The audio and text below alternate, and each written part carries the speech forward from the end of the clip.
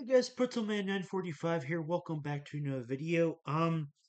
It has been a while since I've been able to record due to medical circumstances, let's say. But also, you know, it has been a very much longer while since I recorded the a video about this particular topic, this being the house in Fata Morgana. Um The reason for this is because I wanted to finish Ghost in the Shell and JoJo's first. I did that, and then medical circumstances have meant I have not been able to record for a week.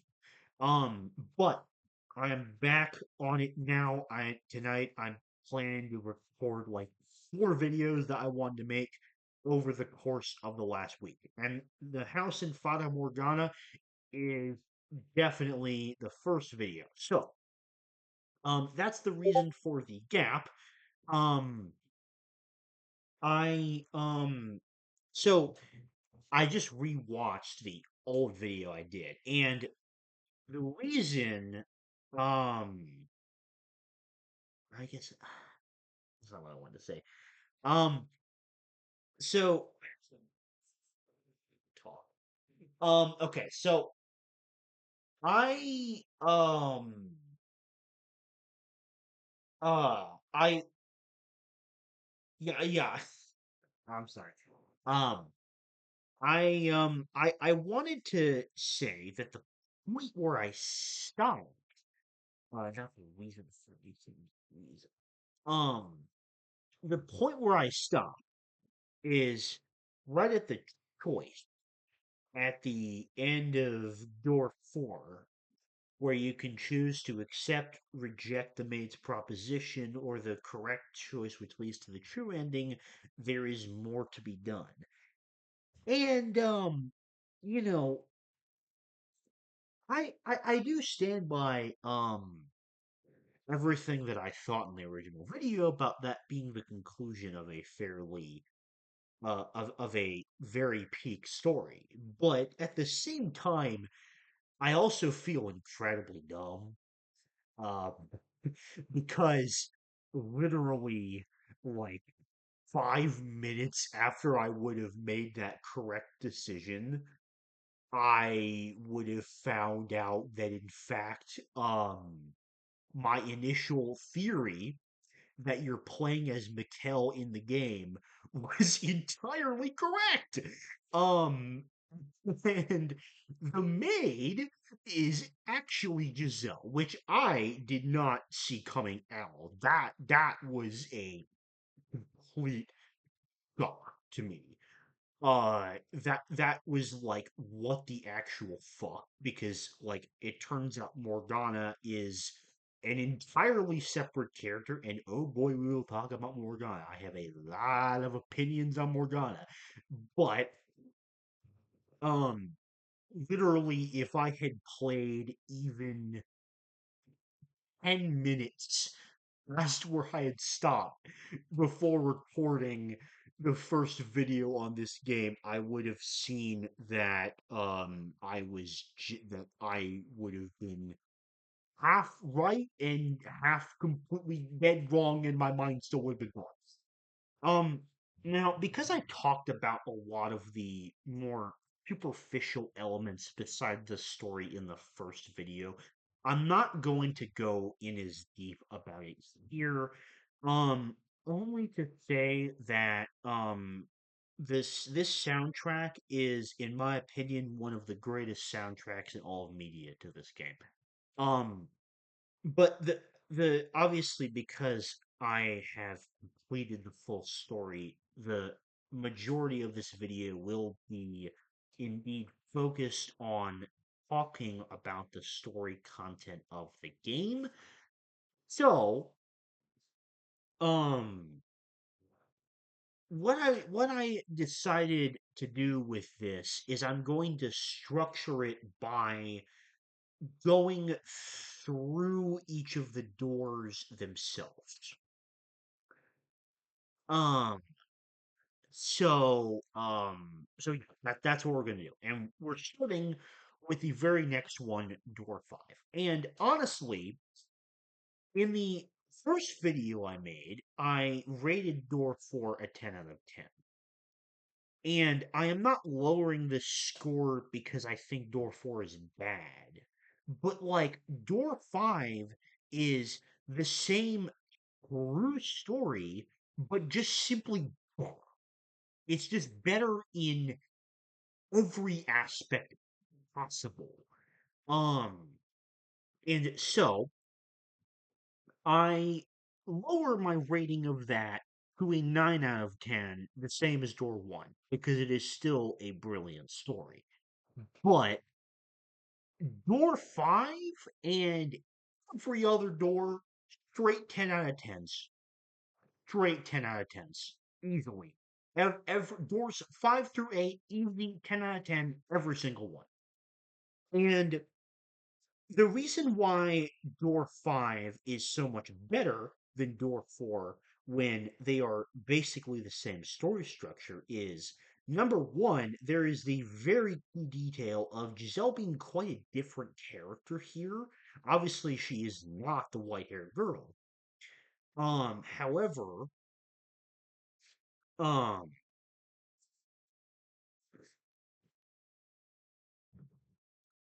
instead, what happens is like their relationship is a lot rockier in the beginning, like a lot rockier, to the point where Giselle ends up leaving. Which of course is credit is predated by the crazy encounter in the bedroom where Mikhail holds a knife up to her neck, and and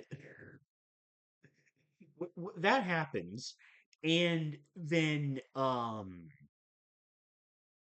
like what happens after that? Then Mikkel run no, not Mikkel. Then Giselle runs away to the nearby village. She's seemingly helped by a nice man named Amidi. And you think there might be some romantic tension going there, considering the fact that Amity proposes. Giselle does not accept it, and this leads to jealousy, and eventually she's accused of stealing, and this leads to her being brutally treated by the villagers where she thought she had found a home finally, until she ends up trying to rob the mansion, or she leads the villagers to rob the mansion, which Mikkel scares them away, and then one thing happens to another. They end up living together again, and they have a fantastic conversation. Before which, at some point, I don't exactly remember when, there was a thing revealed where um Giselle, like the mistake that she had made at the Bollinger estate to be sent there. Like instead of Giselle the white haired girl in Door 4 being this like random stranger who came across the house, Giselle in Door 5 was a Abigail at the Bollinger estate who gets sent away um to the house, to the main house, um because of a mistake that she apparently made, which we find out at some point during this time was the fact that she got raped by Mikkel's father Antonin. Which is just horrible, and he's kind of a bastard, that guy.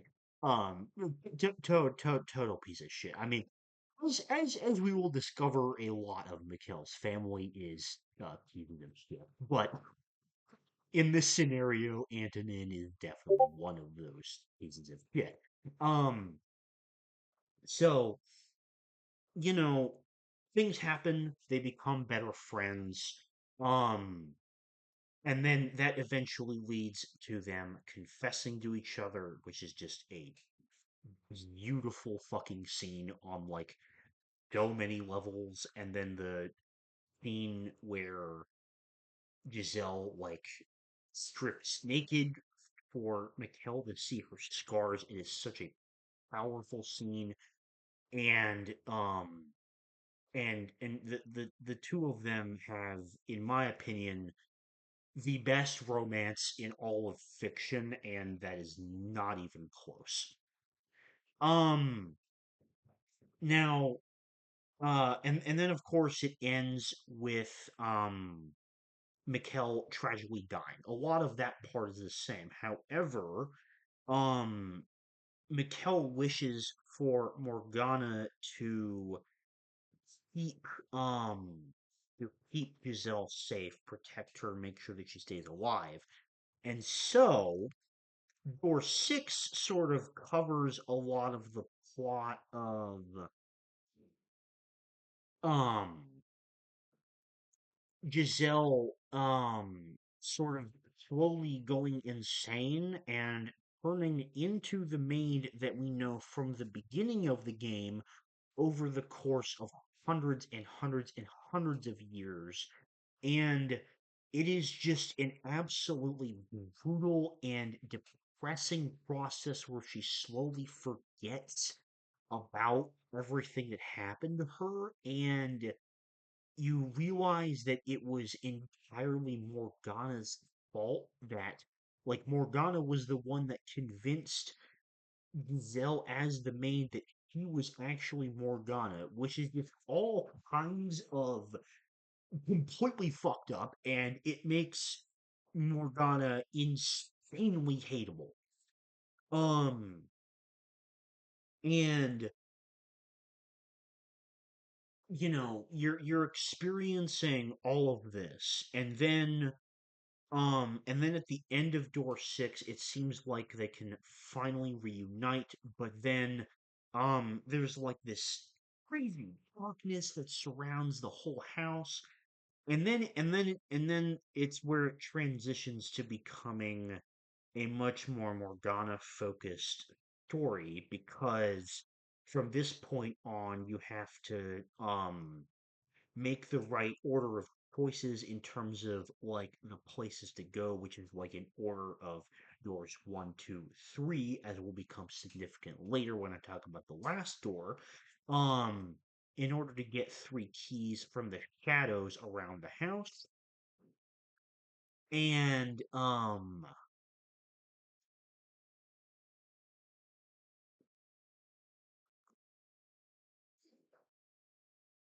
and once you do that, and you are able to enter the observation tower, then Morgana's past is revealed, and it is very depressing. But in my opinion, it is not nearly as depressing as Giselle's past via also in Door 6. Um and this is why I say Door 6 is my favorite, is because it has all of that content together.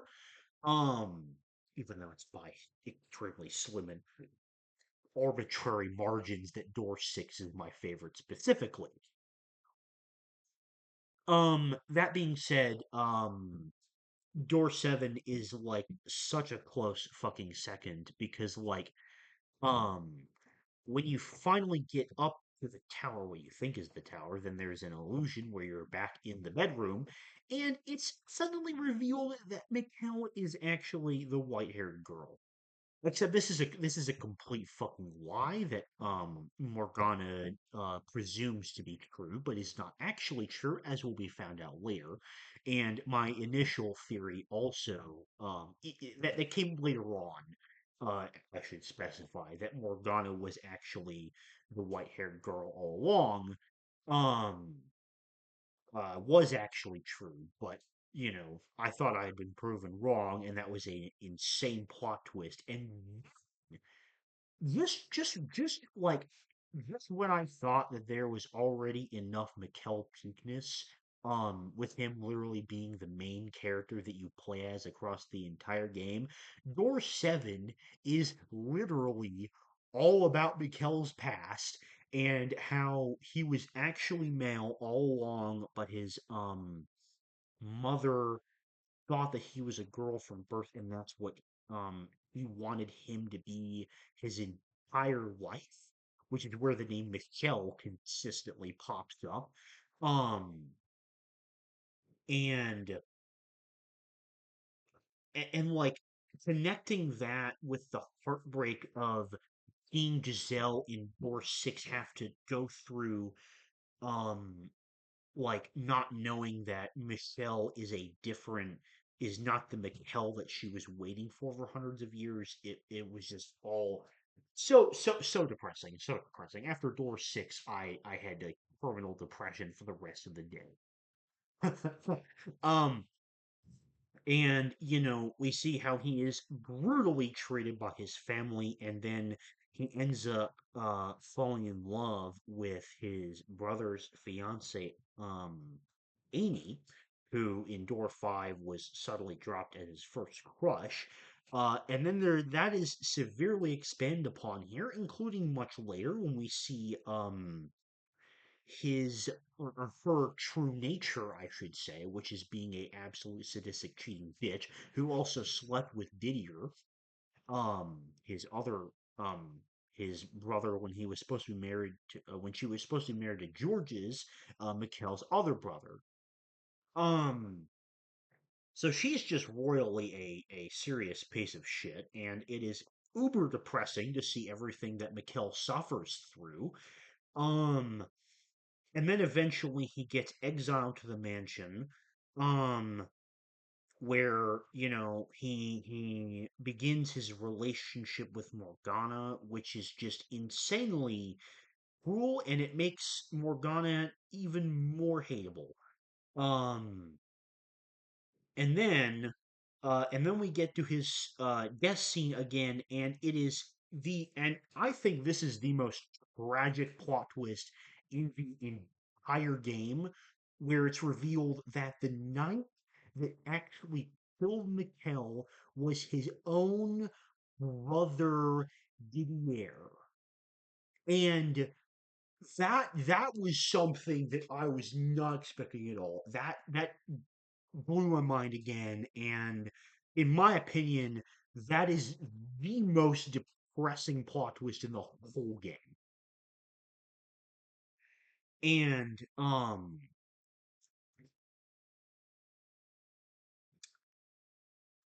then, we go through that, but Mattel just being the fucking goat, just like is able to recover from that, I guess you could say. And um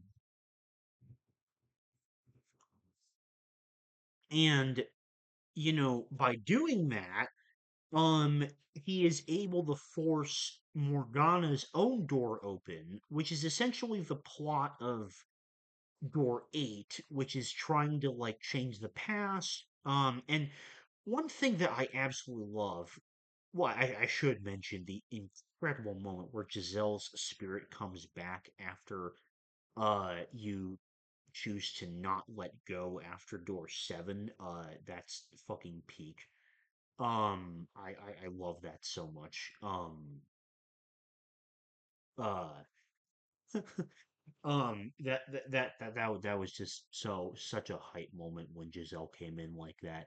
And then both of them end up going here, and they're both able to talk to each other. And I cannot express how much I just love this dynamic between the two of them so much. Um, like them just being able to mentally communicate with each other is just so nice, and I love the sort of dynamics that it creates. Um and I didn't mention any details of Morgana's backstory earlier, but basically, and this is so genius to me, but like the three tales are based off of people that Morgana had cursed in the past or doing wrongdoing to her, which were a flaxen haired boy, a devoted swordsman, and an evil lord. Um, and so we are literally going directly into the past here and exploring all of their stories, because all of these characters are the same characters. including Pauline, but her true nature is actually as a nun. Um, which is really interesting dynamic, like the way that she ends up falling in love with Yuki Masa there. That was really good, and his past as well was just like really, um, I guess like brutally honest. I don't really know much of a better way to put it than that because it's just like basically exactly what happened. Like there isn't very much room for interpretation as much as with Mel's or especially Jacopo's stories. Um and I will say in Dore, my opinion of Jacopo improved considerably. Um to be honest, I don't really buy Morgana's redemption that much. I you know I think that she is a brilliantly written villain, but I can't count her as being among my favorite characters in fiction just because I don't agree, I don't think that her redemption was necessarily deserved because she was just way too hateable. Um but like within Door 8, the way that every single character seems to play a role, such as Maria and Nellie, Maria especially, I thought was like the most clutch character of all time. And re-exploring those different perspectives of the people that supposedly hurt Morgana were just absolutely brilliant. Um, and then there is the very end of the game. First off, there is the quite frankly crazy reveal that I feel really stupid for not figuring out sooner. The fact that the man in the painting was actually George's all along because the landscapes match extremely similarly.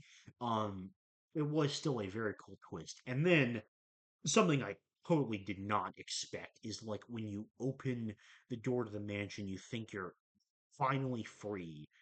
uh, um, uh, well, before I talk about that, I actually want to bring up the fact that, like, the white-haired girl was still an essential element of the story because, like, in Door 8, when you think that you have saved her, then it turns out that, like, um, that is where her personality split came in, and the white-haired girl was Morgana, but it also wasn't because it was only part of her personality that was like the kind and part of her personality that did things for people. Um, and so there isn't technically a relation between Morgana and the white-haired girl in Doors 1 to 3, but they are still the same person because it's different parts of the whole. And that reveal was brilliant. And, having to fend off the white-haired girl was just insane to me. But going back to when you get out of the mansion, you suddenly see out of fucking nowhere the ghost of Ginger walking toward you, trying to kill you, and and Mikkel has to like send his spirit away to peace. And George's in the painting ends up getting killed in the process. He sacrifices himself. Um, the entire scene is just so fucking peak, and it's such a brilliant end off to literally every aspect of Mikkel's character. And when you combine all of that together, it makes Mikkel my fourth favorite character in all of fiction, and Giselle is number 12 in all of fiction, and my second favorite female character only behind Siri. Um,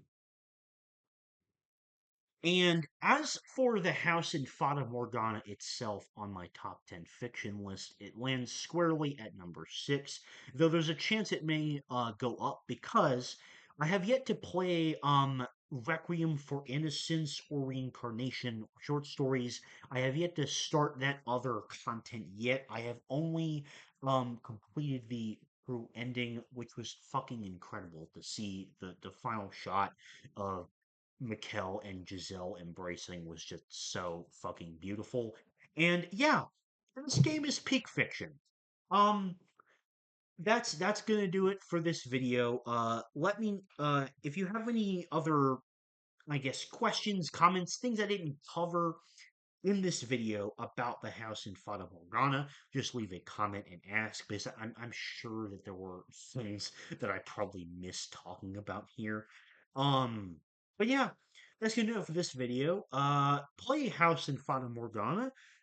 If you haven't, although you might not want to, considering I just spoiled the entire damn story across both videos I made, but you know, still play it anyways because it's peak fiction. And yeah, that's gonna do it for this video. Thank you very much for watching, and I'll see you later. Bye.